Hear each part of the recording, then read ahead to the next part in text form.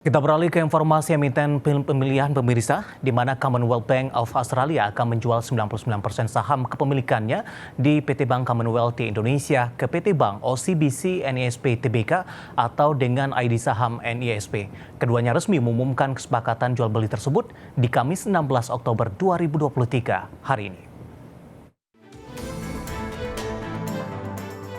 Commonwealth Bank of Australia atau CBA akan menjual 99% saham kepemilikannya di PT Bank Commonwealth di Indonesia ke PT Bank OCBC NISP Tbk.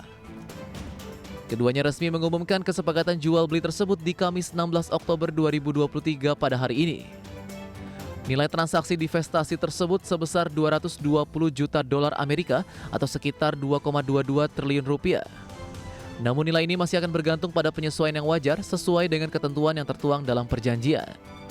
Di sisi lain, penyelesaian transaksi akan tunduk pada sejumlah persyaratan termasuk persetujuan peraturan dari OJK dan Monetary Authority of Singapore.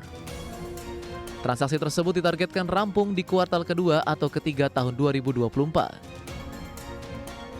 Dikutip dari Keterbukaan Informasi Bursa Efek Indonesia, Presiden Direktur OCBC Indonesia Parwati Suryaudaya mengatakan transaksi akuisisi tersebut bertujuan memperkuat dan melengkapi kapabilitas OCBC Indonesia dalam memberikan layanan keuangan yang komprehensif, baik untuk segmen konsumen dan UMKM, serta mendukung pengembangan usaha perseroan.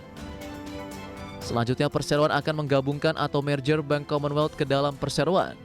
Selain itu, NISP akan mengakuisisi 1% saham Bank Commonwealth dari tangan pemegang saham yang lain yang tidak disebutkan identitasnya. Berbagai sumber IDX Channel.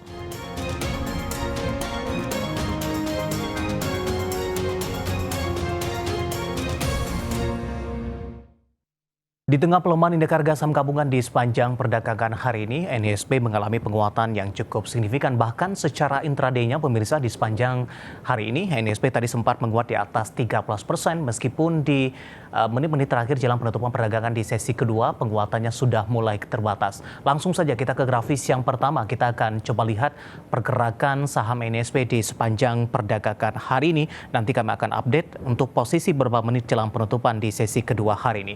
Dibuka di sesi pertama pada pagi tadi di level 1105, posisi ini flat sama dengan penutupan perdagangan di hari sebelumnya.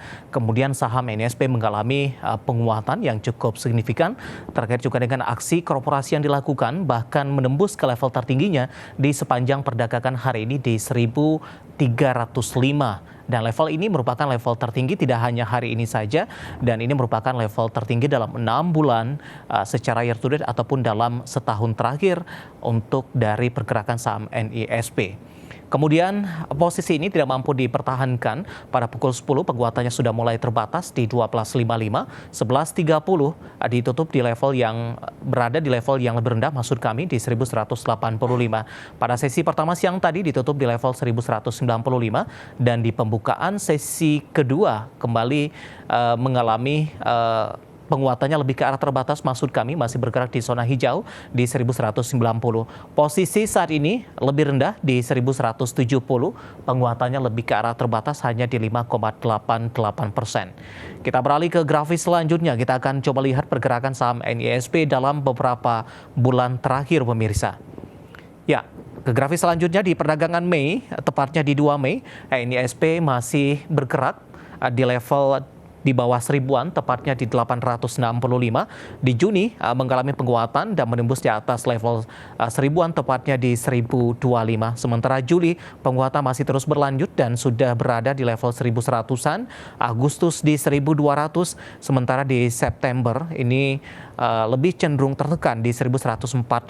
Oktober mencoba untuk bangkit di 1135, sementara di November terutama di perdagangan hari ini penguatan signifikan terjadi di 1305, pembukaan sesi kedua di 1190 pada siang tadi, dan posisi saat ini pelemahannya penguatan yang maksud kami lebih ke arah terbatas dan sudah berada di 1170 menguat di 5,88%. Nah, bagaimana dari sisi valuasi ketika dari beberapa perbankan big cap dinilai sudah cukup mahal dan sudah cukup tinggi, ternyata NISP masih berada di bawah 10 kali. Kita beralih ke grafis selanjutnya. Kita akan coba lihat dari beberapa indikator dari posisi price earning ratio-nya ada di kisaran 6.74 kali, PSR-nya di 1.59 kali, PBV-nya di 0.76 kali, sementara PCFR minus di 3.15 kali. Kombinasi secara fundamental, teknikal, dan juga dari sisi valuasi, dan semoga bisa menjadi salah satu referensi untuk Anda. Kita akan jeda kembali dan tetap di tempat Anda karena setelah ini kita akan review bagaimana jalannya perdagangan di sepanjang hari ini, terutama di tengah pembalikan arah indeks harga saham gabungan namun mampu bertahan di level 6.900-an. Dan pemirsa, kami akan segera kembali sesaat lagi.